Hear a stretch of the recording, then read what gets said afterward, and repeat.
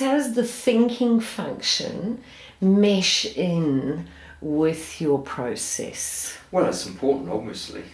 I mean, we are thinking beings, we have consciousness.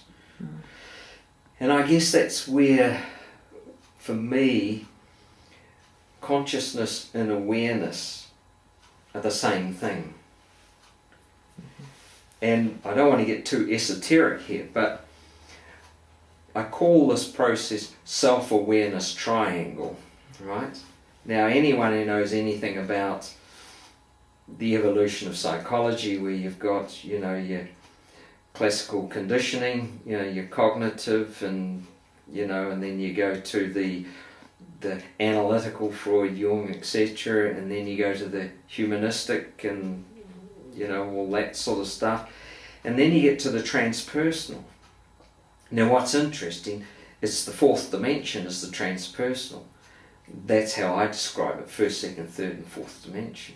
So, cognitive is kind of in between humanistic and behavioural, really. It's a sort of a mixture of those sorts of things. The thing that interests me is that when you get to the transpersonal, you're beyond the self. So the self-awareness triangle is just trying to get yourself to what Groff calls lower level sanity. Just... Could we discuss what you mean by transpersonal? Right, beyond the self. Beyond the self. Right. Okay. So, Is that where does that fit in with the word spiritual? Yeah. Because in the triangle, this process is much a spiritual process as it is a physiological, emotional, cognitive, and spiritual. Right? So to come back to your cognitive, there's the connections between the emotional and the physiological.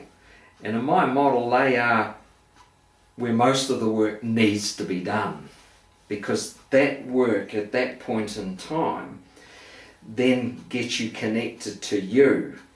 And the cognitive basically is just yes or no.